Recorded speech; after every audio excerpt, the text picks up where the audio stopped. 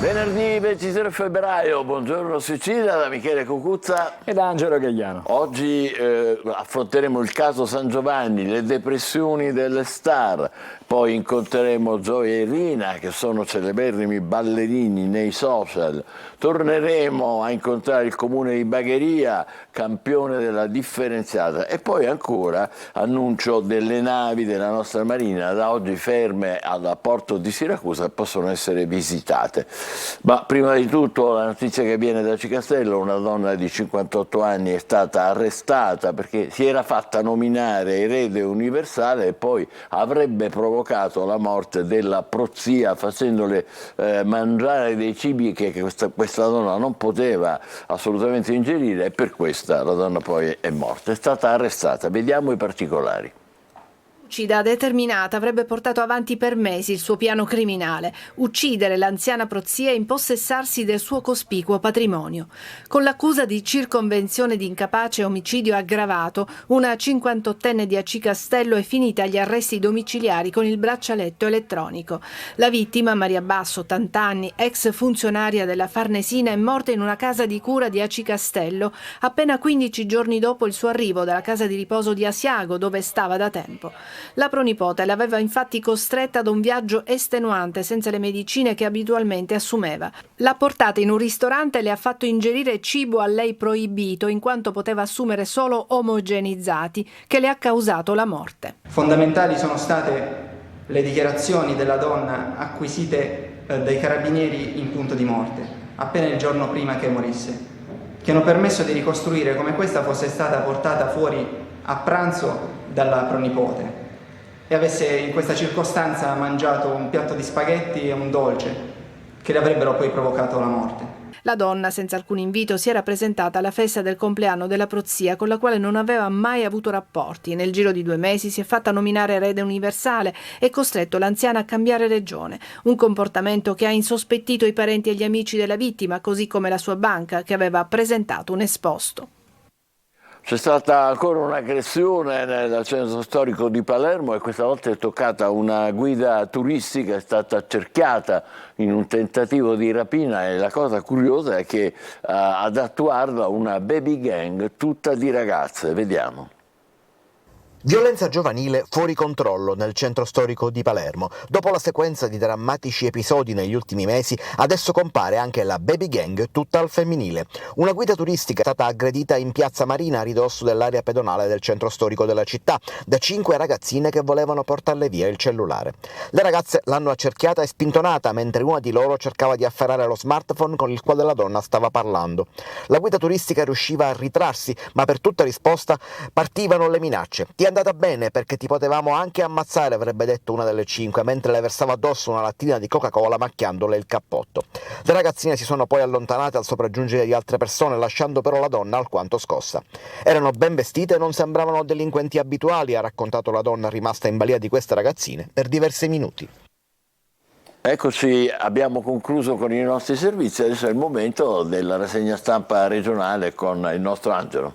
Allora, cominciamo con la prima pagina della Sicilia. Il titolo ci riporta subito, il titolo in alto ci riporta subito alla vicenda di Maria Basso, il giallo siculo veneto, scrive la Sicilia, spaghetti indigesti per l'eredità, la pronipote accusata di omicidio. E poi invece il richiamo è alla sanità, Dismet. Perché questo titolo? Allora leggiamo e approfondiamo: risorse ridotte, il polo di eccellenza di Carini, che è stato progettato da Piano, a rischio. SOS a Siracusa, Musumeci avvisa Schifani, la continuità è un valore, i miei progetti cantierabili. Insomma, si parla di sanità, di strutture sanitarie che dovrebbero, ma che forse non sorgeranno, comunque non saranno completate. Fra poco approfondiremo. E poi rifiuti dati fuori dalla norma, stop conferimento in 78 comuni nella nostra regione. C'è stato un incidente sul lavoro a Melilli, si spezza il braccio della gru, operaio fa un volo di 3 metri, adesso è ricoverato all'ospedale Cannizzaro di Catania. Per la politica non mancano le tensioni, no al terzo mandato, la Lega va allo scontro e ripresenterà la proposta in aula. I fondi europei, speso il 50%, l'Italia corre per raggiungere gli altri obiettivi e poi c'è la guerra di nervi tra Stati Uniti e Russia, Biden insulta Putin, pazzo figlio di puntini, puntini e lasciamo andare. Poi, vedete, ecco perché, siamo nelle pagine interne, l'Ismet 2 adesso è a rischio.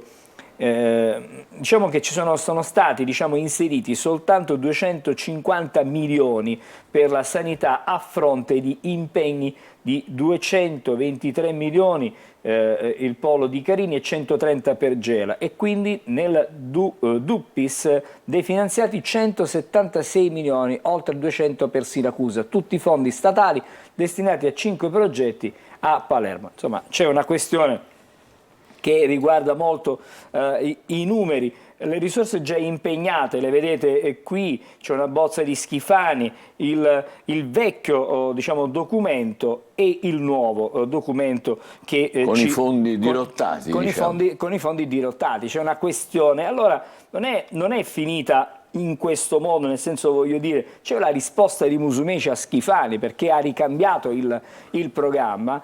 E allora Musumeci avvisa Schifani, i progetti che erano inclusi nel vecchio documento, progetti cantierabili. Il Presidente ha assicurato continuità sulla programmazione, ma teoria flessibile, meglio essere prudenti. Io e lui abbiamo molti impegni istituzionali che non ci consentono rapporti, ma sa che lavoro per la Sicilia. Insomma, l'ex presidente della regione in qualche modo indica e fa delle indicazioni all'attuale governatore. Sanità, sono stati disimpegnati, vedete, i fondi, tema già aperto con Meloni e Fitto, Siracusa e Gela, sinergia con il governo nazionale perché si possono realizzare i nuovi ospedali, questi nuovi ospedali.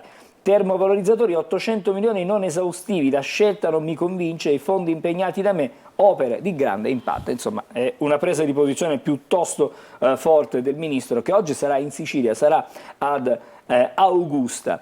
Alla cronaca adesso, quegli spaghetti indigesti per una eredità. I carabinieri hanno risolto il giallo siculo veneto. La pronipote di Maria Basso, che è morta in circostanze misteriose nel 2022 dopo un trasferimento da Asiago, è stata arrestata per omicidio. Lei, l'indagata nega, l'ho accudita fino all'ultimo giorno e adesso bisognerà vedere come andrà a finire questa vicenda. Siamo adesso alla pagina dedicata alla città di Catania, alla provincia di Catania. Intanto a Catania i solarium tornano 3, verrà realizzato anche quello di Ognina, una buona notizia per chi chiaramente vive il mare in estate in città. E poi per la cronaca, scacco matto al re, 14 anni a Napoli. Santa Paola Ercolano, la sentenza del processo Sangue Blu, condannato il boss dei Cavaduzzu, condanne per 22 imputati e 12 patteggiamenti. Francesco Napoli ritenuto l'ultimo rappresentante di Cosa Nostra, quindi una condanna piuttosto severa. Lo stupro alla Villa Bellini. Ci sarà l'incidente probatorio per il riconoscimento degli indagati, quindi la vicenda giudiziaria prosegue e va avanti. Sempre su Catania restiamo, quest'estate 3 solarium a lungomare, c'è il via libera della Giunta. La novità è il ritorno della piattaforma di fronte al Nautico, che si aggiunge a quelle di fronte a Piazza Europa e nella spiaggetta di San Giovanni Licuti. Il sindaco Trantino dice nuovi investimenti ed una maggiore offerta di aree attrezzate per il mare a favore di cittadini e turisti. Magari potremo parlare con il sindaco nel corso dell'appuntamento con il sindaco oggi alle 14:30 su Telecolor. Allora, il giornale di Sicilia, gli operai si ribellano al pizzo, questo è il titolo principale. Per la prima volta i lavoratori di un cantiere si sono costituiti parte civile con l'imprenditore che era vittima delle richieste estorsive. Le denunce sfociate in una sentenza con 24 condanne. E questo processo ha fatto luce su una serie di intimidazioni nel mandamento di Porta Nuova a Palermo dopo il delitto in Contrera. Quindi insomma ci sono sviluppi a questa, anzi ci sono le sentenze e le condanne. L'aiuto di Addio Pizzo a chi ha detto basta, il percorso per sostenere la scelta per chi si ribella al pizzo. Anche su Giornale di Sicilia, anziana avvelenata con il cibo per l'eredità, arrestata una nipote, spaghetti invece degli omogenizzati, questa sarebbe la causa del decesso, considerato che la donna non poteva assolutamente assumere cibi solidi. Una base contro i cinghiali. E leggiamo di cosa si tratta per questa fotonotizia. Il primo impianto del genere creato in Sicilia servirà per i suini catturati e per accelerare il piano di abbattimento consentiti, già scattato da alcuni anni. Nel progetto pure lo sfruttamento delle canne, pronta la struttura nel centro di stoccaggio nel Parco delle Madonie. Questa è certamente una curiosità. E ancora il massacro di Altavilla, Carandente e Fina ora vogliono parlare, così dice il Giornale di Sicilia. I due predicatori chiederanno di essere interrogati. Illegale, contraddizioni nelle accuse. Fino a dicembre hanno frequentato gli evangelici di Brancaccio. Questo è quanto scrive il Giornale di Sicilia. Andiamo a Palermo adesso, perché Ballarò incalza il comune, chiediamo una task force che ascolti la nostra voce. La rete delle associazioni, le istanze sul degrado economico e sociale restano lettera morta. Appello per i mercati e per la scuola Cascino, una riunione fatta ieri proprio dal Giornale nel rione, nel quartiere. Ministero e ambasciata, ne abbiamo parlato ieri, stoppano l'Ateneo Fantasma, quello che praticamente si proponeva, insomma, di avere una sede in Bosnia e un'altra in Sicilia, e le lauree non erano, diciamo, avevano un riconoscimento legale, e quindi c'è lo stop da parte del Ministero ma anche dell'ambasciata. La polemica continua, il no al figlio di Lia Pipitone scatena la farsa dello scarica barile. E poi c'è un caso, aumento illegittimo ai forestali, la regione chiede indietro 1.400 euro, quindi non si poteva fare quell'aumento, così scrive stamattina la Repubblica Edizione di Palermo. Allora, cosa è successo a Ballarò? Perché Ballarò continua ad incalzare il comune, dice serve una task force che ci ascolti. Le diverse anime del volontariato nel quartiere hanno partecipato per l'appunto ieri a questo incontro. Noi facciamo rete per portare avanti i progetti che ci stanno a cuore, ma le nostre istanze rimangono spesso lettera aperta, quindi non c'è un feedback, una risposta. La svolta contro il racket, ne abbiamo già parlato, abbiamo visto il titolo sul Giornale di Sicilia. Gli operai parte civile, arrivano 24 condanne. La prima volta in Italia i dipendenti di un'azienda che subiva le estorsioni si schierano, esulta così Addio Pizzo. Ora anche le imprese e i sindacati facciano la loro parte. Il caso di Catania, fece morire la zia con cibo proibito, puntava all'eredità da 500.000 euro. Aveva portato la ricca parente dal Veneto a Catania, inducendola a cambiare il testamento a suo favore.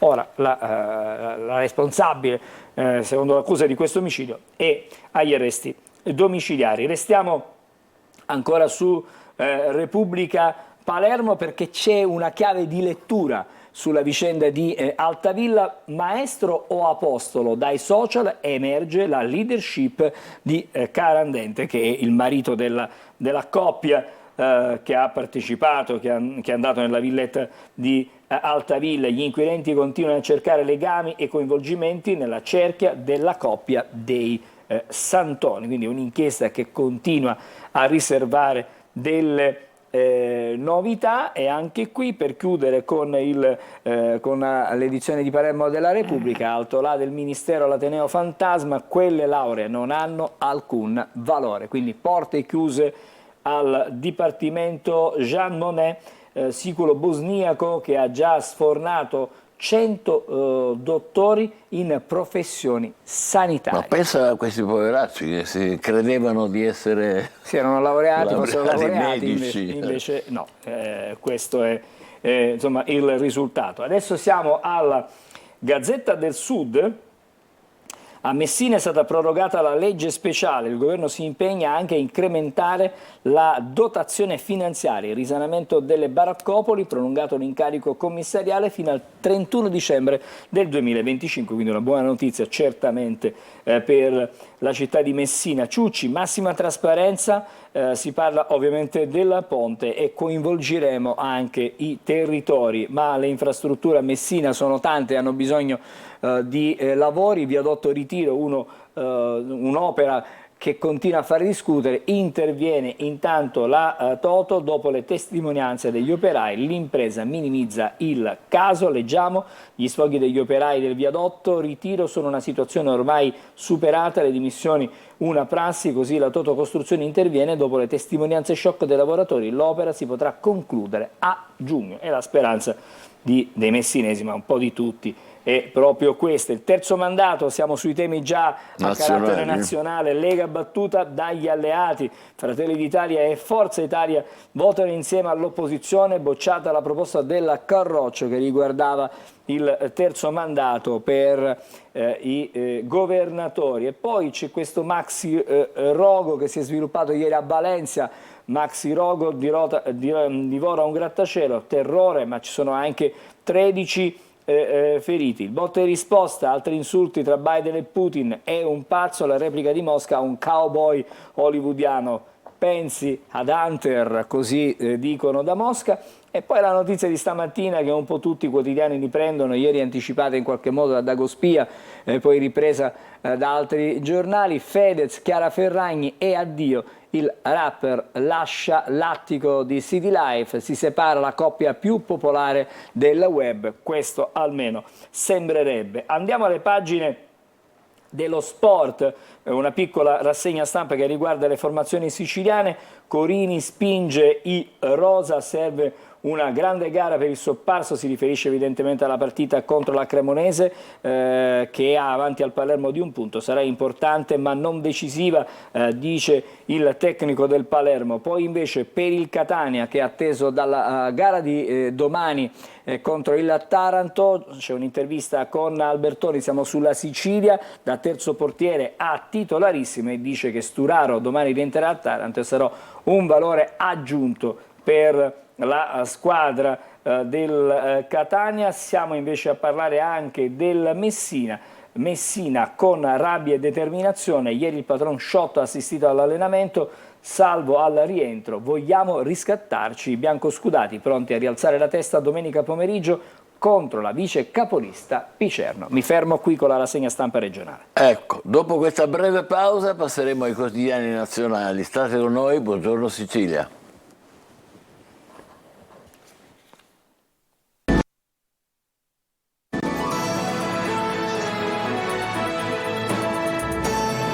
Buongiorno Sicilia, diamo un'occhiata ai quotidiani nazionali con Angelo Gagliano.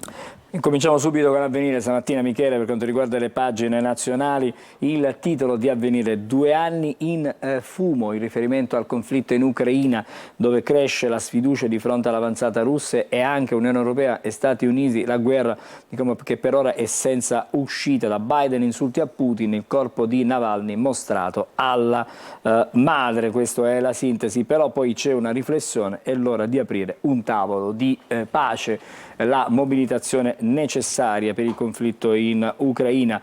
E ancora un reportage di Avvenire: nella Buenos Aires dei poveri, i murales dipingono la fede. Vedete queste belle immagini. Lo stop al terzo mandato agita la maggioranza, ma anche il PD, perché non è soltanto un problema del centro o destra. E ancora un secondo approfondimento: libertà di culto o sicurezza, le anime di Monfalcone, le voci degli stranieri e della sindaca. Un reportage anche per quanto riguarda il mondo del lavoro. Lasciamo Avvenire e adesso leggiamo il Messaggero. Anche qui vedete il cantante va via di casa, Ferragni e Fedez ai titoli di coda si sono lasciati. Questo è quello che scrive il Messaggero. PNRR, ok, ma ora acceleriamo. Meloni sprona il governo sull'utilizzo dei fondi, terzo mandato non era nel programma, ma in Senato si dividono centrodestra e PD, Fazzolari, disinformazione russa contro l'Italia. E Navalny, la madre vede il cadavere, Biden alza i toni, gli insulti a Putin.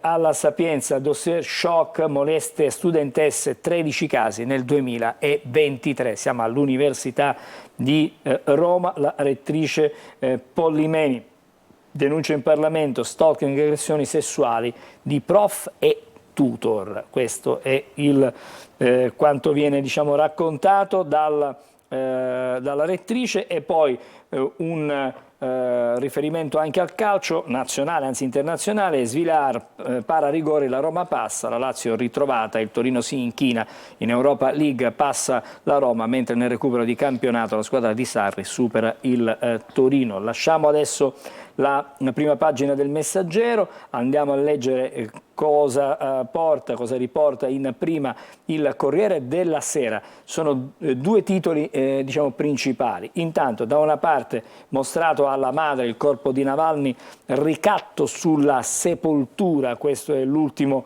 diciamo, tassello di questa vicenda, e poi la politica, terzo mandato, il no spacca la maggioranza, il caso Veneto con Zaia, diviso anche il PD. E ancora, siamo a Catania, ne abbiamo già parlato.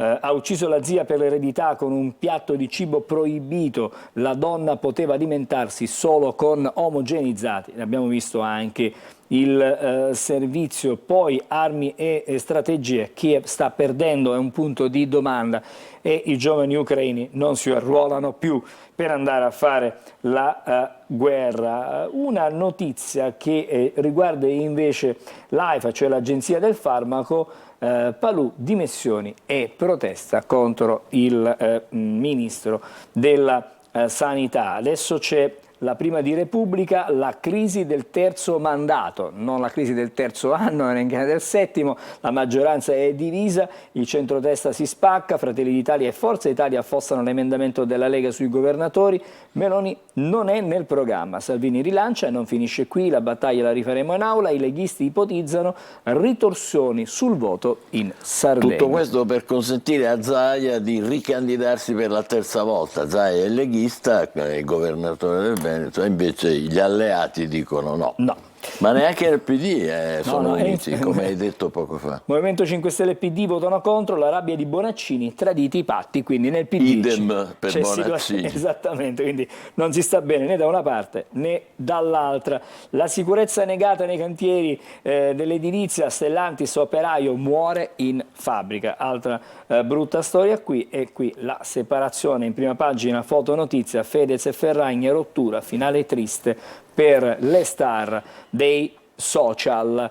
La notizia ormai praticamente è su tutte le prime pagine questa mattina, ma intanto vediamo e leggiamo corrida terzo mandato, è quello che scrive. Una corrida addirittura. Esatto, Salvini isolato, lite nel PD. Anche qui PNRR al palo, speso solo il 50% dei fondi, la Premier, ora l'accelerazione definitiva. E leggiamo ancora, vedete, la fotonotizia. Bella quella foto. Fotonotizia, si pensano liberi, finisce dopo quasi 6 anni il matrimonio dei Ferragnez, simbolo dell'Italia social, e poi possiamo ancora approfondire la soap opera che ci meritiamo, Il fantasma di Chiara. Ci meritiamo questa soap sì, opera? Chi l'ha detto? Questa è Maria Laura Rodotà che se fa lo dice lei è approfondimento, così. Assolutamente. La mamma di Navalny e il ricatto sul corpo. Questo è più interessante. Questo è più interessante. E poi ancora il personaggio, ricorderai la studentessa Irene nella mosca delle fiabe, ricorderai la ragazza italiana che ha avuto un colloquio, uno scambio di battute con Putin, e lei si augura di poter restare a Mosca, e Assia Newman di Dejan che risponde: cara Irene, che vorresti la cittadinanza russa, che ci terresti tanto a lavorare per Putin, che come tutte le provinciali dici di venire a Milano, ma in realtà sei nata a Corvo Giovince, in provincia di Lodi. Vorrei dirti che io di Irene ne ho conosciute tante. Insomma, continua poi l'approfondimento a pagina 27. Non è un difetto essere nati in un piccolo centro di provincia. No, ma perché probabilmente la ragazza si spacciava per milanese e quindi in questo senso viene in qualche modo, insomma, apostrofata. Nel cantiere di Firenze l'ombra del capolarato, attenzione a quanto è successo a Firenze, ad Avellino un morto nella fabbrica di Stellantis, quindi il tema della sicurezza nelle fabbriche è piuttosto sentito anche oggi sui quotidiani. Attenzione, perché abbiamo letto fino ad ora che si è speso solo il 50% del PNR, qui PNRR per le opere speso solo l'11%, lo scrive il Sole 24 Ore, che evidentemente di cose di economia ne ha tante, diciamo, ne sa tanto. Nel 2023 uscite per 45,5 miliardi, ma 26,7 sono stati assorbiti da crediti di imposta automatici. Il ministro Fitto dice cifre sottostimate, buchi nel censimento di MEF, sfida sul PIL di quest'anno, quindi insomma è ancora piuttosto, siamo lontani dagli obiettivi in realtà. Poi Tokyo, Europa e Wall Street, corsa da record delle borse, quindi l'economia in borsa va molto bene, e attenzione a questa notizia che arriva dall'India. L'India è pronta a lanciare il suo ChatGPT, ormai praticamente tutti sono lanciati verso l'intelligenza artificiale. Il Giornale, eccolo qui il titolo: l'Italia non molla a Kiev, politica estera, nessun disimpegno, accordo di sicurezza con l'Ucraina. Biden, che fa un insultino non proprio leggero a Putin, figlio di, poi puntini, e lo zar minaccia la Francia. La notizia, la fotonotizia, finisce il reality dei Ferragnez, la coppia non regge alle inchieste. Questa è la sintesi per quello che chiaramente la notizia più rilevante da un punto di vista social. Finisce il reality, come abbiamo detto, dei Ferragnez. Guida con il cellulare, 15 giorni senza patente, cambia il codice della strada. Ci sono delle novità nel codice della strada, sono state introdotte. Questo è molto importante, perché tantissimi guidano col cellulare. Novità purtroppo. per il codice della strada dopo la conclusione dell'iter nella Commissione Trasporti. Sono 70 gli emendamenti approvati in aula. L'utilizzo del cellulare mentre si guida prevederà 15 giorni di stop della patente, e c'è anche il ritiro immediato. Questo è molto importante per la sicurezza. Questa veramente. è una notizia certamente sulla quale approfondire. Ora il Fatto Quotidiano, e leggiamo il titolo. Vedete, come sempre c'è una chiave di lettura: i poltronissimi fanno esplodere destra e PD. Quindi il terzo mandato. accomuna praticamente le due parti, sia la maggioranza che anche il Partito Democratico. Fratelli d'Italia e Forza Italia votano contro con 5 Stelle e anche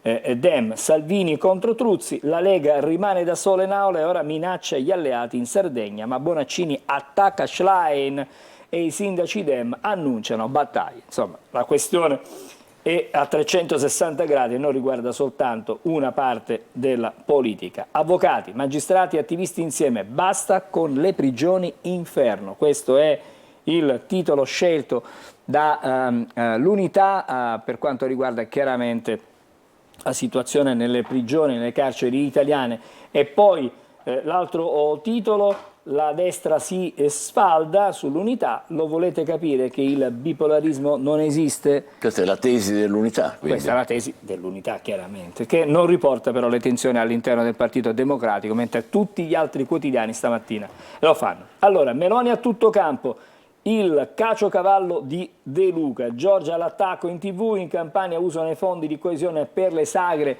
di fagiolo, zampogna e caciotta.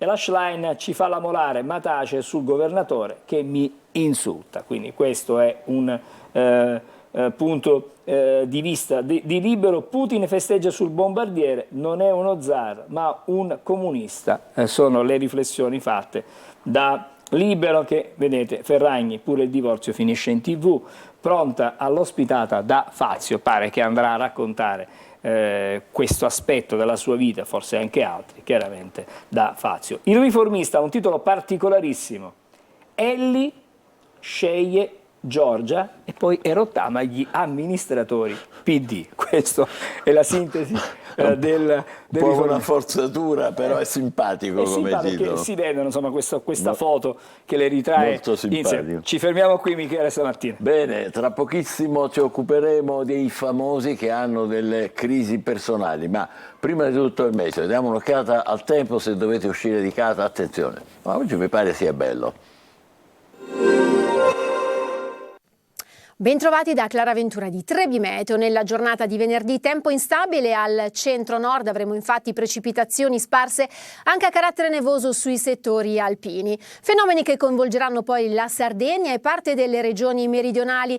Inizialmente il contesto si presenterà stabile e asciutto. Sulla Sicilia avremo una giornata parzialmente soleggiata con nubi in aumento nelle ore serali, specie nelle aree interne, così come sul versante occidentale, dove sarà possibile qualche locale goccia di pioggia, il tutto con valori che saranno ancora simil primaverili. Tempo instabile poi nella giornata di sabato, ma anche nel corso della giornata di domenica. Un fronte atlantico sarà responsabile di piogge, rovesci e temporali localmente di forte intensità, con forti raffiche di vento e mareggiate lungo le coste esposte. Il tutto con temperature massime diurne che localmente raggiungeranno i 20-21 gradi. Con questo è tutto, dettagli maggiori sulla nuova app di Trebi Meteo.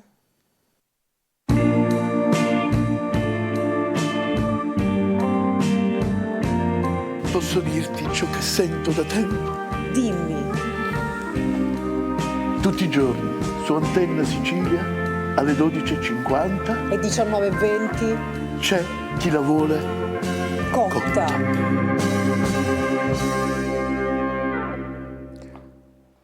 Diamo il benvenuto alla nostra ospite, la dottoressa Giuliana Palmieri, psicologa, psicoterapeuta. Non è venuta per noi, Angelo, per un esamino per noi due rapido, ma perché in realtà dobbiamo parlare di questa sindrome che si sta diffondendo presso i giovani artisti. L'ultimo è San Giovanni. Uno dice: ma questi hanno successo, sono giovani, hanno soldi, sanno tutto apparentemente, e invece ha annunciato che per un periodo si ritira, non farà concerti, rinuncia all'album che aveva preparato e anche addirittura un concerto che aveva in programma per ottobre, quindi non una cosa imminente, e annunciando di avere tristezza, depressione, fragilità. Naturalmente poi tutta la stampa si è interrogata se in realtà non avesse delle malattie che magari non voleva rivelare, ha detto che è una cosa psicologica. Però il problema è che non è l'unico. Era già successo qualcosa del genere con Levante. Levante ha avuto la classica sindrome della depressione da parto, così almeno apparentemente. Ha detto: sono sprofondata, ho chiesto aiuto per tornare sul palco e così via. E poi anche Gemon, Siria, che sono personaggi molto amati dai giovani, non solo dai giovanissimi, anche loro manifestano lo stesso tipo di depressione. Ma com'è possibile, dottoressa? Questi hanno tutto, apparentemente. Esatto, apparentemente c'hanno tutto. In realtà è interessante quello che mettono in risalto, per motivi diversi, perché magari Levante è andata a supporto di San Giovanni rispetto comunque ad una tematica molto scostante, no? Perché comunque lì parla di un'esperienza che è la gravidanza e tutto ciò che ne comporta, mentre magari già San Giovanni, Gemon e Siria si sono focalizzati più su un contesto, no? Quello che si può vivere all'interno di un contesto ambientale rispetto alle esperienze che si vivono. Quello che poi queste dinamiche hanno in comune intanto sono i sintomi, questa esigenza proprio di doversi fermare, di doversi prendere una pausa, perché il nostro umore non è più lo stesso, ci sentiamo sottotono, spesso siamo stanchi, abbiamo delle modifiche emotive, cognitive e comportamentali. Ma scusi, dottoressa, il successo non porta vitalità, Sì, devo dire che non è la prima occasione in cui artisti vivono questo. Anche prima di San Giovanni probabilmente tantissimi artisti che appartengono a un'altra generazione hanno avuto comunque sintomi e caratteristiche simili. Il punto è che rispetto è quello che penso si può estrarre da questi fenomeni, da queste situazioni, ed è applicabile ad ognuno di noi, e che quando appunto noi viviamo una vita che può essere euforica, può essere eccentrica, che ci detta dei tempi che sono prestabiliti, che sono veloci, che sono prestanti, che sono competitivi, diventa difficile poi gestirla, perché ovviamente questo significa che bisogna avere un'ottima gestione delle proprie emozioni, della propria persona, e non è sempre scontato avere questo, e non è sempre costante nel tempo. Scusi, possiamo definire, c'è una definizione precisa? Che cosa hanno? Allora, quando si parla di depressione, perché non so magari dare una diagnosi rispetto al caso di San Giovanni, però si è approfondita questa dinamica, no? Cioè quella che è la sintomatologia depressiva. Quando si parla di sintomatologia depressiva noi facciamo riferimento ad una condizione che compromette quello che è il tono dell'umore, quindi abbiamo un tono dell'umore basso, ma non solo, quindi non esperiamo solo delle emozioni che tendenzialmente sono negative, abbiamo anche un calo delle prestazioni cognitive, siamo stanchi, dormiamo meno, abbiamo insonnia, manteniamo meno la concentrazione, meno l'attenzione. Questa depressione comporta che poi una resa molto inferiore rispetto alle proprie Una resa inferiore possibilità. anche perché anche a livello comportamentale ci ritiriamo, non facciamo più le cose che ci fanno stare bene, ci isoliamo socialmente e questo diventa poi un circolo vizioso, certo. Più mi chiudo e più mi fa fatica a riprendere quelli che sono i miei ritmi. Scusi, la interrompo perché questo riguarda San Giovanni, poi Levante che ha avuto la depressione postpartum che è comune a molte donne, Gaemon e Siria che hanno solidarizzato e hanno raccontato di avere condiviso questo stesso tipo di disagio. Quello che stupisce e che preoccupa moltissimo è una cosa nuova che riguarda invece tutti i nostri giovani, che si chiama sindrome di Hikikomori, che è una roba giapponese. Uno diceva, vabbè, cose esotiche, figuriamo. Cioè, ora pare che ce l'abbiano 100.000 giovani italiani, cioè l'isolamento sociale volontario, cioè che questi si ritirano, non sono star, sono ragazzi comuni, ragazzi sconosciuti, insomma. Sì, riconnettendoci a quello che un po' dicevamo prima, la cosa che mette risalto, cioè l'evidenza che mette risalto questo grande fenomeno, è che quello che vivono anche le star, no? Che noi tendenzialmente li vediamo lì perfetti nelle loro vite, che a volte invidiamo, certo. Sono poi condizioni che viviamo anche nella società attuale, odierna, cioè le persone che ci stanno accanto, i giovani oggi si trovano di fronte a una sorta di dicotomia: o devo stare dietro a forti stimoli e questi forti stimoli mi permettono un attimino di definire un mio senso di identità. Una sindrome opposta all'ikikomori ad esempio è quella della FOMO, cioè devo partecipare sempre ad ogni evento, e se non sono sempre ad ogni evento, Quella come si chiama? FOMO. Se non sono ad ogni, che è fear of missing out, la paura di rimanere escluso, di stare fuori dagli eventi sociali, dall'essere mondano, da uscire. Se io sono escluso da questo mondo, allora non sono nessuno.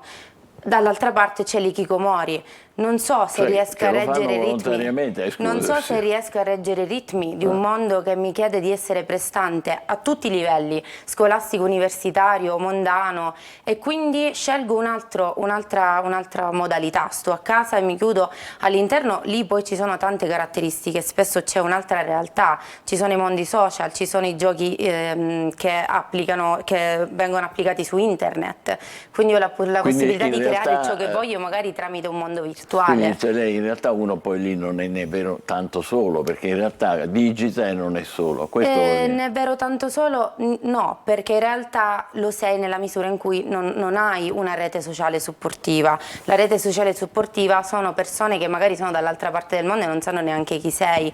Quello che accomuna comunque questi due mondi che sembrano così tanto distanti è che i giovani oggi hanno una carenza di gestione delle proprie emozioni, non sanno stare a contatto con ciò che vivono e soprattutto fanno fatica a richiedere aiuto, e questo non dipende solo da loro, dipende molto dalle figure di riferimento che dovrebbero essere educate. E te pareva che non arrivavamo a colpevolizzare le famiglie, no? No, attenzione, e la scuola. Attenzione, non è colpevolizzare, non parlo delle famiglie, è che fortunatamente, ma ancora non troppo, stiamo andando verso una realtà che ci sta costringendo a dire fermiamoci e parliamo delle nostre emozioni e dei nostri bisogni, perché in una realtà in cui tutto è veloce è necessario che a volte bisogna chiedere: ma di cosa hai bisogno?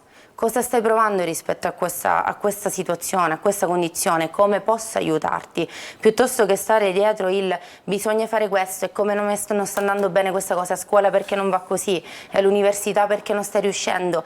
C'è un fondo di preoccupazione, attenzione, non è una colpevolizzazione ai genitori. Un momento, aspettative esagerate o velocità eccessiva? Probabilmente un mix delle due. Oggi i giovani sono bombardati da notizie negative rispetto ad un'assenza di speranza di come questo mondo sta andando a 360 gradi. Allo stesso tempo però queste tempistiche che dobbiamo rispettare ci portano a dire: devo arrivare lì, e quando ci arrivo non sono contento perché c'è lo step successivo e quindi non sono contento, devo andare ad uno step superiore, e quando è il momento che mi fermo e mi dico ok, va bene così, sono stato bravo anche se non sono ancora arrivato lì.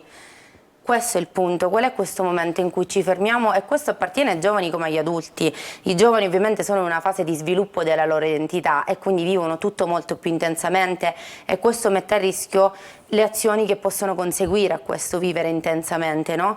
Ma ognuno di noi effettivamente dovrebbe avere dei momenti in cui fermarsi e dire ok, io posso avere anche degli obiettivi che sono importantissimi nella mia vita, ma quando è che mi fermo e vedo i piccoli step che mi hanno portato a questi obiettivi? Ma facciamo l'ultimo passaggio, dottoressa, è molto interessante tutto ciò che ci ha spiegato, ma andiamo al confronto fra, diciamo, giovani anonimi e giovani di successo come San Giovanni.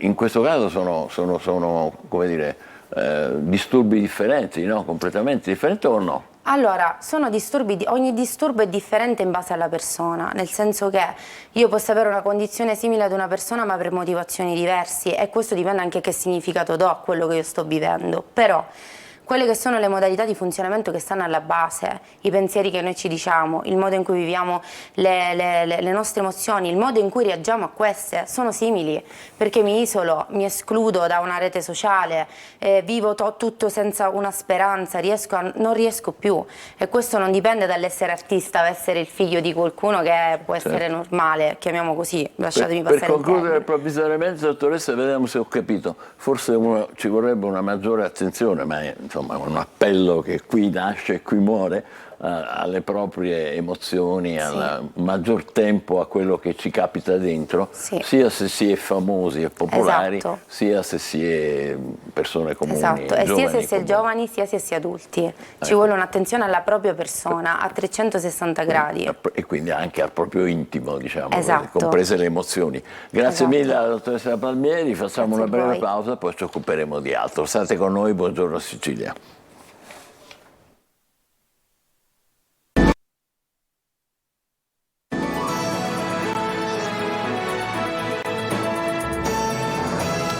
Freschi da Sanremo, eccoli qua, Gioia e Rina, ballerini social, complimenti, Grazie, benvenuti. grazie. Com'è stata l'esperienza di Sanremo? Bellissima, unica, indimenticabile.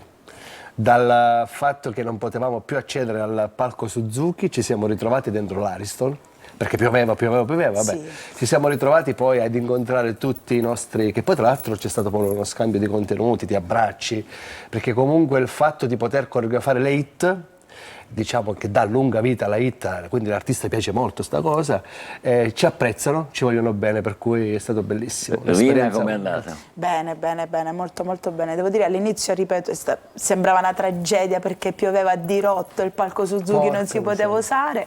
Poi alla fine invece dentro l'Ariston, esperienza fantastica. Bellissimo. Evviva la pioggia! Evviva la pioggia, evviva Sanremo, ma tutto è cominciato a Ramacca. Sì, tutto è iniziato a Ramacca. Tutto nasce circa 23 anni fa, 24 circa, quando avevamo sta voglia di creare gruppo, no? Quello di coreografare il nostro piccolo... Abbiamo tanto studiato però prima. Quindi voi facevate scuola di danza oppure no? Sì, Sì, noi assolutamente. Abbiamo facevamo avuto scuola. le nostre scuole, le nostre sedi, quindi abbiamo già creato tanti... Quindi fate la scuola, a un certo punto però... A un certo punto abbiamo pubblicato sul web, su YouTube, questo video di questa canzone che era uscita famosissima, Ai se te pego, ai, questa sì. Nossa, assim você me mata. Ai se te pego, ai se te pego. Da E il lì, risultato è stato... No, lì è stato Niente, milione da lì. di visualizzazioni in 3 giorni. Milioni? Milioni in tutto sì, il sì, mondo. sì. Su TikTok o su... No, parliamo non c'era di YouTube, TikTok, allora parliamo di non c'era. YouTube, parliamo di YouTube. Quindi infatti. milioni in tre giorni. Praticamente era stata per noi una cosa stranissima. Ma voi ve l'eravate inventata questa No, cosa? per gioco, un po' gioco. così. Facciamo sta coreografia che siccome era il tormentone del momento. Ecco, la stiamo vedendo, era quella più o meno. No, questa è un ragazzo e una ragazza di Stash, la The musica Colors. di Sanremo. Mettiamo, c'è il sonoro che Questo è simpatico. viralissimo sto video. Vabbè, vediamo. 4 È già milioni, virale? 4 milioni di Questo è visualizzazioni. viralissimo, quindi quello ha fatto 3 milioni, questo quanto farà? Questo già è arrivato a 4 milioni in 4 10 milioni. giorni. Alto un po' il volume, per favore. Un ragazzo incontra una ragazza.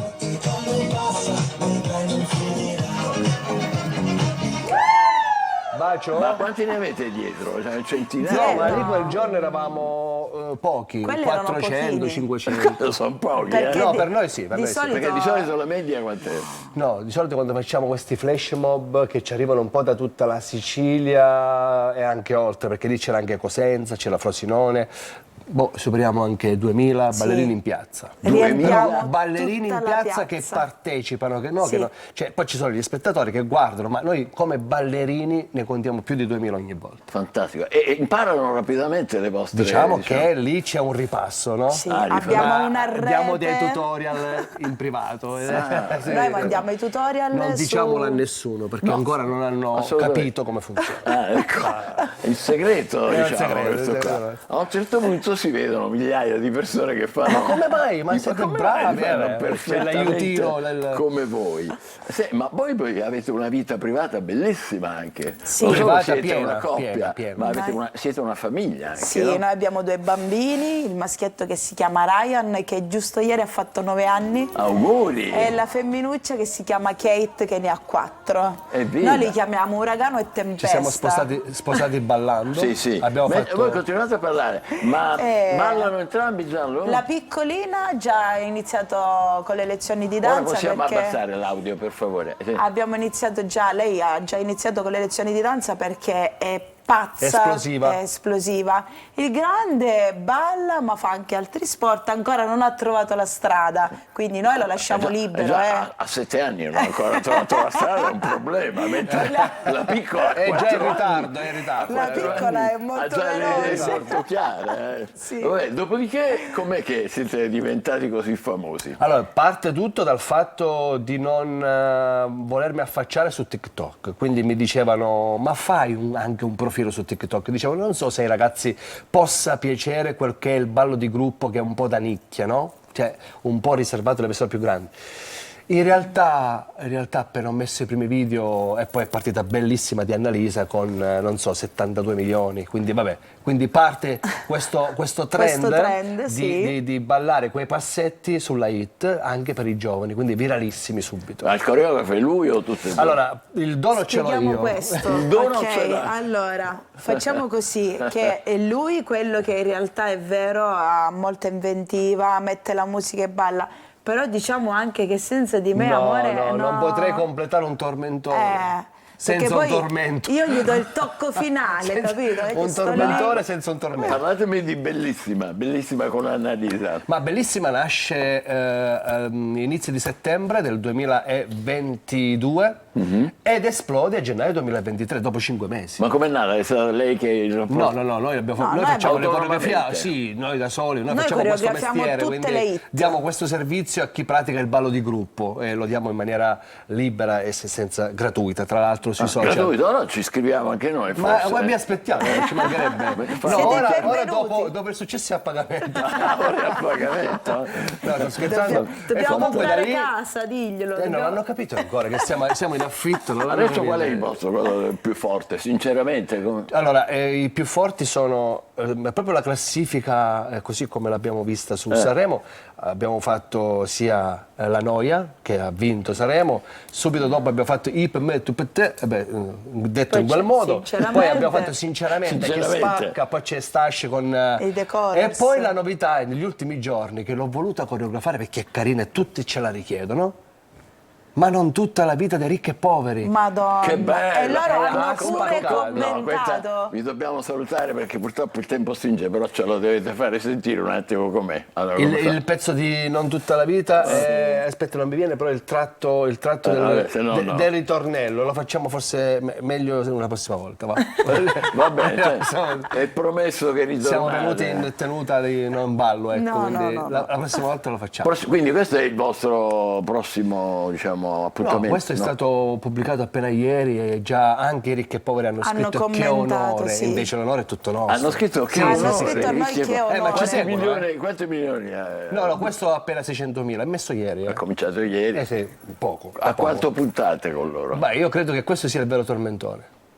Sì, perché su TikTok non c'è altro che sentire i veri vincitori sono i ricchi e poveri, in realtà, perché proprio la hit che non tutti insomma si aspettavano. Ah, questa è una notizia, cioè Sì, i veri in realtà vincitori sì. sono i ricchi e poveri. guarda, Sì, perché io non qui- si aspettavano una hit del genere da loro. No, perché quindi molti giovani dicevano ma portiamo i ricchi e poveri a Sanremo, e in realtà la invece musica è bellissima. ci hanno stupiti, devo dire. Complimenti. Complimenti a voi, ma questa è anche una notizia per noi Sì, che siamo certo. appassionati di tutto. Quindi i veri vincitori sono ricchi e poveri. Ma non lo diciamo noi, tutti no, i giovani ho lo sanno su capito TikTok, benissimo. sui social, che i veri vincitori di Sanremo in realtà sono quelli che poi hanno fatto la storia della musica italiana, i ricchi Come e no? poveri. Fantastico, quindi è il altro che- Festival dei giovani, è il Festival Sì, della noia. è il il festival delle hit, delle perché hit. hanno fatto tutti delle hit e secondo me, e alcuni E un ce po' l'hanno ci pure hanno detto, pensato, hanno pensato tutti a Gioierina. Hanno pensato a noi un po', sì, ce l'hanno pure detto. Gioierina, grandiosi. Grazie per essere Grazie. stati con noi, in bocca al lupo e complimenti viva il lupo, per grazie. tutto quanto. Grazie Adesso mille. breve pausa, altro argomento. State con noi, buongiorno Sicilia. Uscite ballando o uscite normali? Normale, tenuta non ballo Va oggi. bene. A dopo. Grazie. Lo vediamo.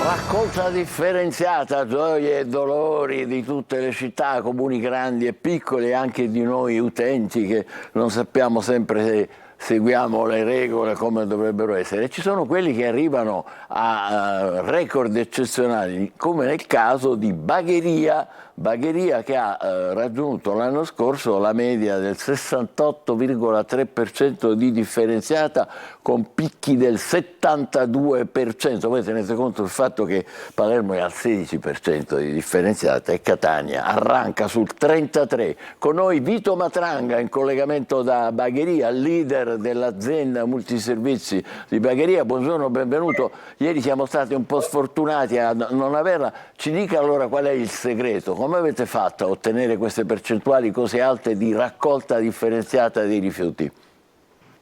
Ma è stata una sfida che abbiamo intrapreso con la società in primis, con tutta l'organizzazione, con la comunità tutta e con il comune. Abbiamo creato delle belle sinergie e abbiamo condiviso un progetto che anche in Sicilia, ma anche in comuni abbastanza popolosi come Bagheria fa circa 57.000 abitanti, si può fare una buona raccolta differenziata e si può avere degli incrementi notevoli. Pensate, quando io sono presidente della società dal 2019, quando ho preso questa società c'era una media del circa del 34-35%. Quindi l'ha raddoppiata, lei l'ha raddoppiata Sì, praticamente. viaggiamo abbondantemente sopra il 65%, che è quello che è l'obiettivo di legge, nulla di straordinario. Ci abbiamo creduto, ma ci hanno creduto soprattutto i lavoratori. cittadini, La cosa più certo. bella è proprio questa. Ecco, E che metodo adottate? Porta a porta? Come fate? Vediamo un po'. Abbiamo fatto un metodo di porta a porta, indubbiamente, ma abbiamo la sfida, diciamo che secondo me è stata quella poi vincente. Abbiamo creato dei centri comunali di raccolte, degli ecopunti sparsi in tutta la città, soprattutto nelle zone periferiche, dove la gente porta quotidianamente il proprio rifiuto differenziato, quindi il rifiuto viene tra l'altro controllato, viene selezionato. Pensate che in un anno abbiamo circa 59.000-60.000 conferimenti, cioè gente che abitualmente, giornalmente viene comuni. A queste persone viene poi dato un incentivo, uno sgravio nella parte variabili, che raggiunge, dipende dal nucleo familiare, anche 70 euro al nucleo familiare. Pensate, in Sicilia, per la mancanza di impianti, un po' ovunque aumenta la Tari, a Bagheria per circa 2.500 famiglie già da 2 anni viene diminuita la Tari.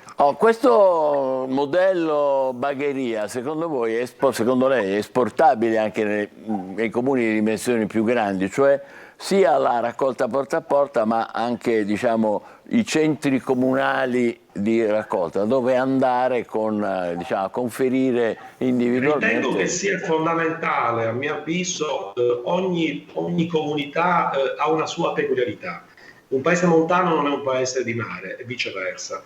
Bagheria, per la sua peculiarità, questa sfida, perché noi abbiamo un paese molto popoloso, il fatto di intensificare in maniera più organizzata il porta a porta e soprattutto condividere, soprattutto incentivare la gente a portare da qualche parte, quindi non c'erano dei CCR, abbiamo creato 3 CCR con Ecopunto. Questa ha creato, c'era un po' di diffidenza, invece no, i cittadini hanno risposto benissimo. Voi pensate che in alcuni CCR abbiamo circa 1200-1300 ingressi giornalieri. Questo ha comportato ovviamente una diminuzione del secco non riciclabile, quindi della parte che non si può riciclare, ma un aumento considerevole della differenziata. Ma mi preme... Sì, lo suggerirebbe ai comuni più grandi, i CCR, cioè i centri comunali di raccolta? La sento male, non ho sentito la domanda. Lo suggerirebbe di estendere questo ai comuni più grandi? Sì, certo, è un invito che faccio a tutti. Voi pensate che una cosa che spesso sfugge un po' a tutti non è tanto l'alta percentuale di raccolta differenziata che ormai buona parte dei siciliani, ormai dei comuni siciliani, a parte quelli grossi, insomma, dei comuni grossi che ancora stentano a decollare, non è tanto l'elevata percentuale, ma è la qualità del materiale raccolto. Spesso abbiamo comuni che raggiungono l'85-90%, ma il materiale raccolto qualitativamente è sporco e quindi non ricevono corrispettivi. Voi pensate che un comune come Bagheria, nonostante i costi di smaltimento siano aumentati ovunque, voi pensate, quando io mi sono insediato una tonnellata di rifiuto indifferenziato costava circa 140 euro a tonnellata. Oggi sfioriamo i 320. Proprio se ieri avete letto, insomma, c'era sul giornale Sicilia che i comuni hanno grandi difficoltà a chiudere i bilanci per l'aumento dei costi di smaltimento. Grazie alla qualità e a una buona raccolta differenziata noi riceviamo corrispettivi da quello che noi raccogliamo. Bagheria più o meno ha circa 800.000, riceve 800.000 corrispettivi dalla vendita del materiale, che può essere il vetro, la carta, la plastica. Certo. Quindi è importante differenziare, ma consentitemi di dire, bisogna fare attenzione alla qualità del materiale, se no non abbiamo fatto nulla. Presidente, l'ecopunto, ci chiarisca un po' meglio questo aspetto dell'ecopunto. La sento male, non ho sentito la domanda. Ecopunto.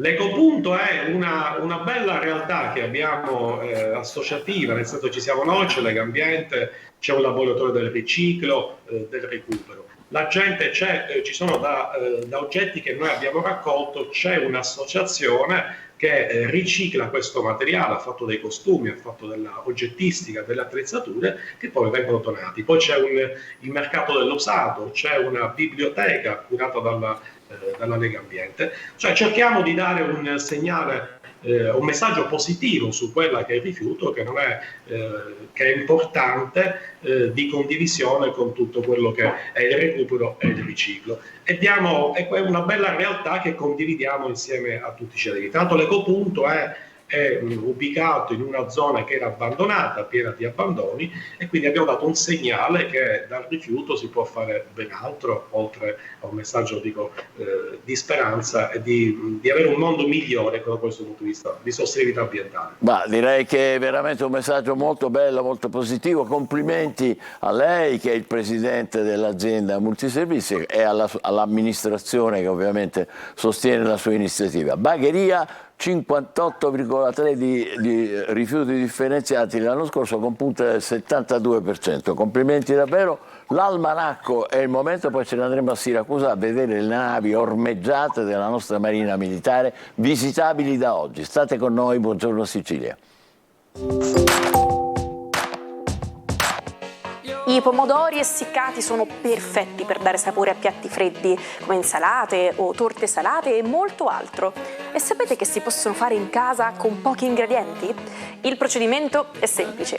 Tagliate i pomodori a metà, salateli leggermente e metteteli sul graticcio con la parte tagliata verso l'alto.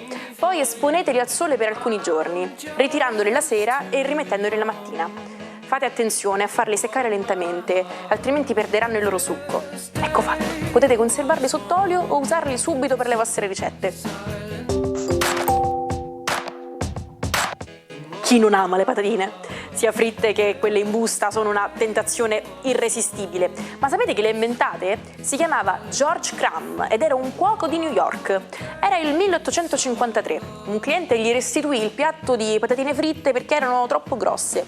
Crumb si arrabbiò e decise di vendicarsi. Tagliò le patatine sottilissime e le mise a friggere.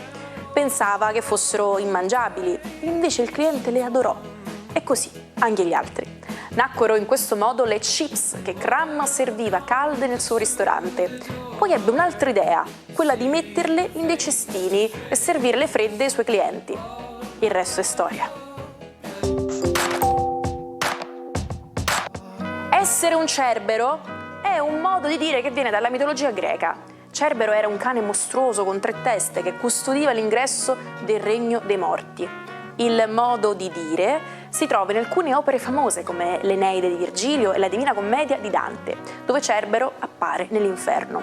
Quando si dice che qualcuno è un cerbero, si vuol dire che è una persona molto severa, che controlla tutto, che è troppo autoritario o che si diverte a fare del male agli altri.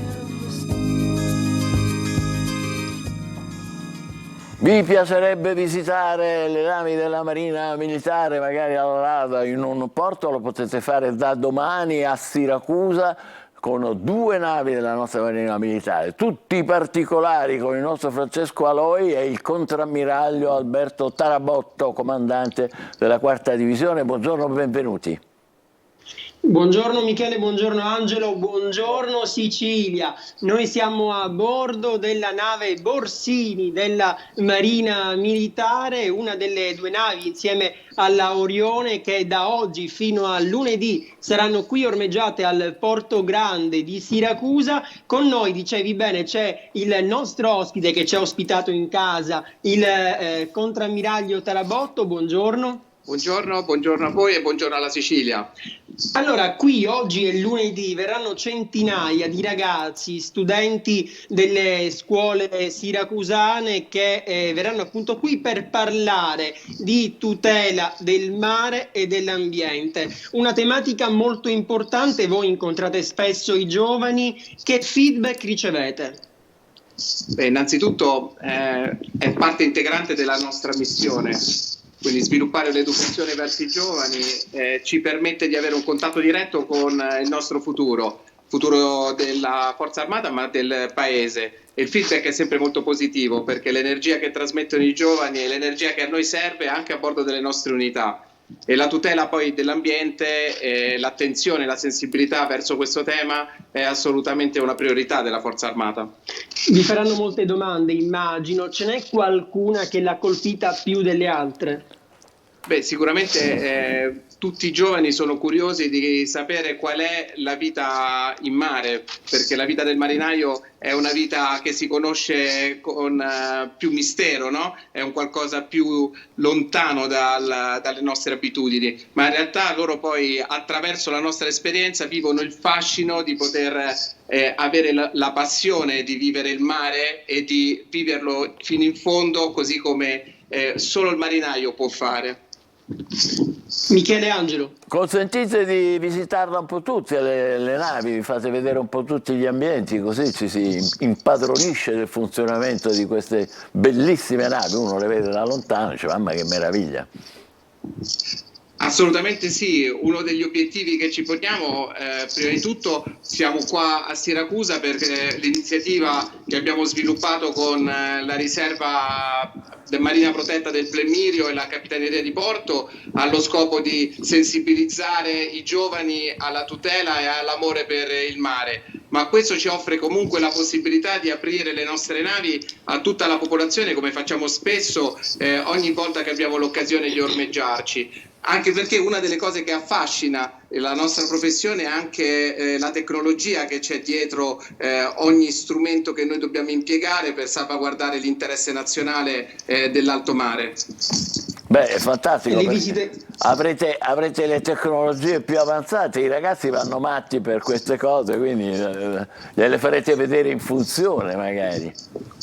Questa è una delle cose che a noi piace offrire durante le visite, proprio perché oltre al fascino di vivere la nostra passione per il mare e quindi la vita del vero marinaio, si ha anche l'opportunità di capire e toccare con mano come la Marina Militare sia e rappresenti un elemento di grandissima tecnologia. Gli strumenti oggi che ci servono per operare sul mare sono necessariamente ad altissima tecnologia e i giovani sono affascinati e per un certo aspetto sono anche più vicini le nuove generazioni all'impiego delle nuove tecnologie.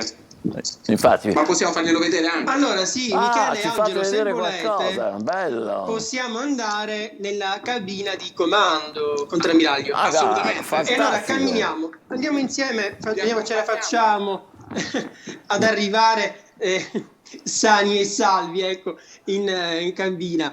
Anche perché nave Borsini e nave Orione, che sono due delle 19 navi che sono sotto il comando della 4ª divisione, rappresentano senza dubbio un elemento fondamentale anche nello sviluppo delle tecnologie, e in particolare nave Orione è un'unità. Adesso abbiamo... Scusate, ma stiamo salendo le scale, quindi...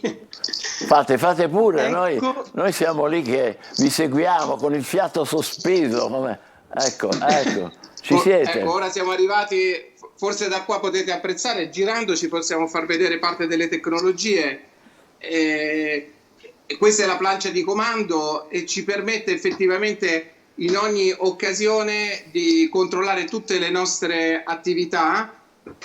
E soprattutto con nave Orione abbiamo, tornando alla tematica della tutela ambientale, l'opportunità di agire per esempio per intervenire in zone di anti-inquinamento sull'alto mare, dove magari altre realtà hanno molto più difficoltà. Quindi tra le varie capacità che possono sviluppare le nostre unità navali c'è anche quella di intervenire in attività di alto mare anche per la tutela ambientale. Questo è bellissimo. Francesco, hanno due o tre cosette sulla plancia, non è complicata. Sì, giusto qualcosina. Direi che oggi piloto la nave, sì. Metto qui faccio un giro del porto. C'è un joystick e poi tutto il resto è semplicissimo.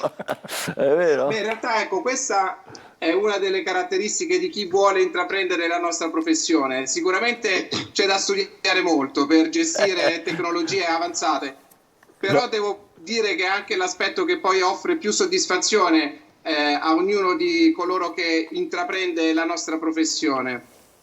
Allora le visite, Michele, parliamo delle visite, Francesco, che i ragazzi sono già lì che scaldano i motori. Questa cartolina di Ortigia, non so, abbiamo il sole di fronte, quindi non so cosa si vedrà. No, si vede, è bellissima. I ragazzi dovrebbero arrivare tra un quarto d'ora. Noi in questo periodo avremo l'opportunità in maniera più strutturata di ospitare tutti i ragazzi delle scuole superiori attraverso questo orientamento che abbiamo sviluppato insieme alla Capitaneria di Porto e alla Riserva Marina Protetta. Ma questo non significa che limiteremo esclusivamente, ma anzi, come ci siamo detti, apriremo le unità alle visite per tutta la popolazione, quindi non solo ai giovani, ma anche a tutti coloro che hanno la curiosità di toccare più con mano un lavoro che ci vede protagonisti molto spesso lontano dagli occhi, ma che cura l'interesse nazionale e protegge gli interessi del nostro paese.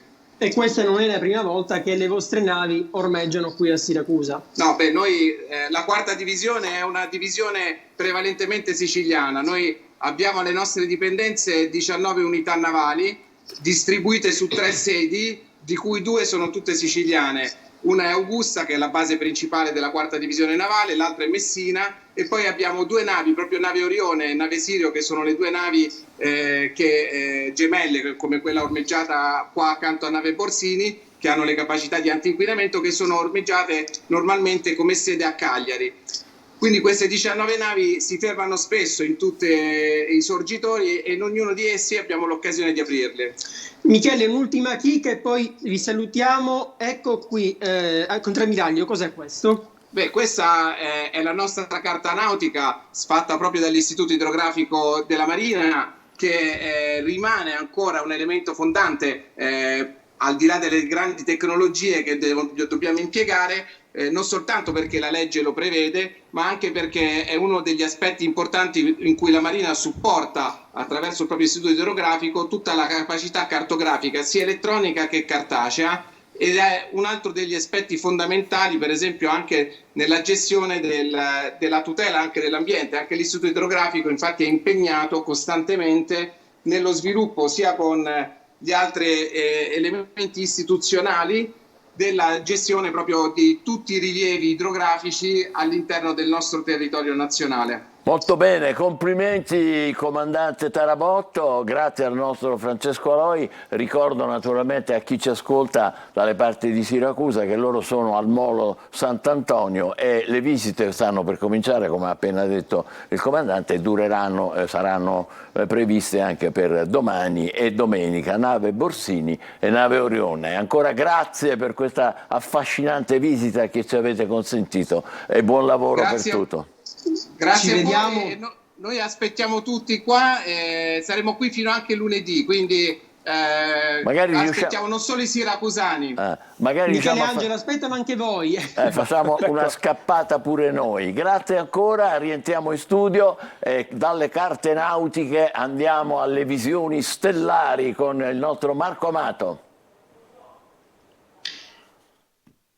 Buongiorno. Buongiorno. Sì, questa è una tessina più sobria, posso permettermi?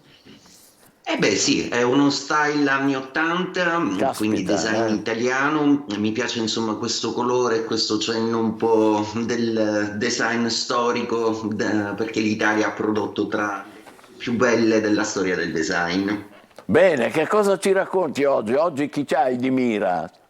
Attento che ci seguono, Oggi, dalle come da navi, stai tradizione, attento, essendo ci venerdì, guardano. vi annuncio un po' il weekend, insomma, come sarà.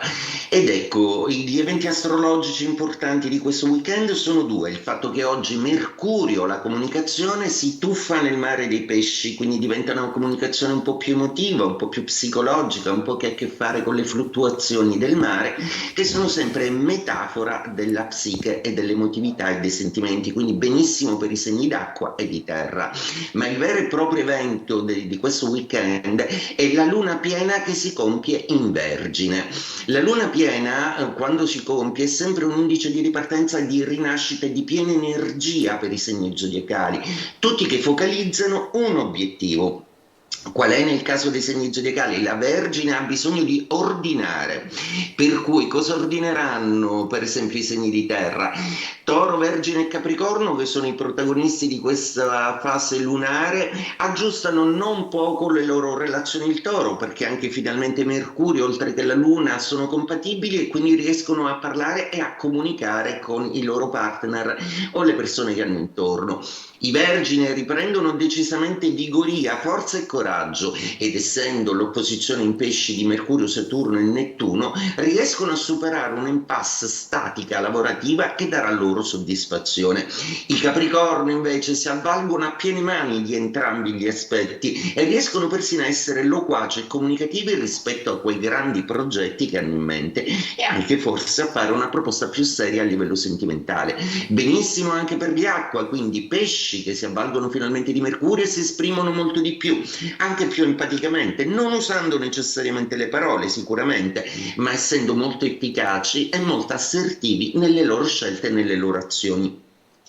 Altresì lo Scorpione, che diventa ancora più eclettico e creativo e che si avvale di nuove conoscenze e di nuovi contatti per Cancro, ottimo anche lui, perché riesce di nuovo a comunicare in una maniera più sobria, meno esplosiva. La Luna in Vergine, peraltro, è una luna che parla di soddisfazione a livello pratico e lavorativo, quindi soldini in più per i Cancro. Cosa fanno i Fuoco e gli Aria? Un po' più avvantaggiati sono gli Aria rispetto ai fuoco, proprio perché Acquario si ritrova ad avere una bellissima comunicazione di seconda casa e quindi a essere un po' più brillante del solito, mentre la Luna in Vergine gli dà tecnica e la pienezza della Luna e riuscire a trovare un metodo nella fantasia, in genere a volte un po' troppo aerea dell'Acquario. Gemelli, che si sente un po' tagliato fuori dal mondo, ma che tenta di entrarvi facendo dei viaggi o immergendosi un po' più empaticamente nelle relazioni. Bilancia, a proposito di relazioni, riparte una bellissima storia d'amore per i Bilancia, ammettendo anche i propri torti, e questo per la Bilancia è una grande rarità. E per ultimi Fuoco, Ariete, Leone e Sagittario. L'Ariete si fa un po' più pensieroso in questo weekend, proprio perché Mercurio risulta affondare un po' più nella psiche. Il Leone vede tutto davanti a sé, ha di nuovo un obiettivo e vuole fortissimamente una cosa. Ebbene, auguro al Leone di riuscire a ottenerla, anche perché sarebbe il punto di inizio di una svolta importante che da tempo insegue. Sagittario, baldanzosi e belli con Mercurio però contro. Ora dovete, dopo un periodo di allargamento di relazioni, ridimensionare e selezionare un po', anche perché anche la Luna esige da voi una visione un po' più critica di voi stessi e delle vostre relazioni. Sarà un weekend più delicato con la psiche, ma sicuramente più ordinato nel focalizzare bene gli obiettivi per tutta la ruota zodiacale. E detto questo vi lascio con i miei fiori e i miei colori, augurandoti un meraviglioso weekend. Ciao Michele, ciao Angelo. Ciao, buon weekend anche a te e buon weekend a tutti voi.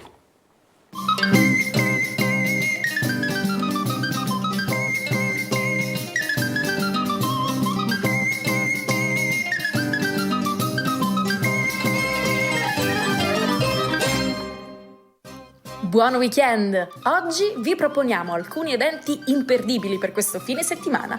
Come al solito, vi raccomando di prendere nota per non farvi sfuggire nulla di quello che vi dico. Ha per nome Come Nuovo Market, l'evento gratuito di domenica 25 febbraio allo spazio Noz, ai cantieri culturali della Zisa di Palermo. Dalle 11 alle 18.30 una giornata all'insegna della sostenibilità tra vintage, second hand e artigianato eco-friendly. Spazio anche a 2 workshop e ancora aree di scambio per vestiti, accessori e libri e una expo di artisti e illustratori. Dal 23 al 25 febbraio, a partire dalle 18, il venerdì e il sabato, a pranzo e a cena la domenica, i panificatori di Bagheria, Monreale, Camporeale e Palermo si sfidano al San Lorenzo Mercato di Palermo, mettendo in gioco la loro abilità e la tradizione gastronomica dei rispettivi territori.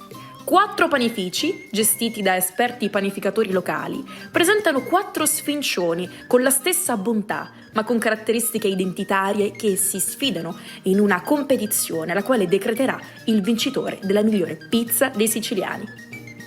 Torna Intersezioni, il festival di musiche senza frontiere diretto da Giovanni Sollima, dal 24 febbraio al 26 aprile, al CUT, Centro Universitario Teatrale, e al Teatro San Giorgi di Catania.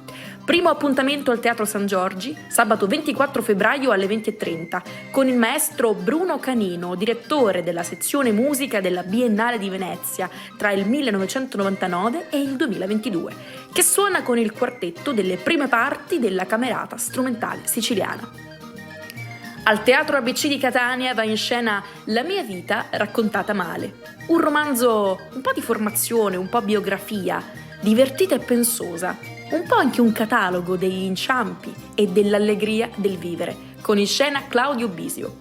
Lo spettacolo sarà disponibile oggi, venerdì 23 alle 21, sabato 24 alle 21 e domenica 25 febbraio alle 18.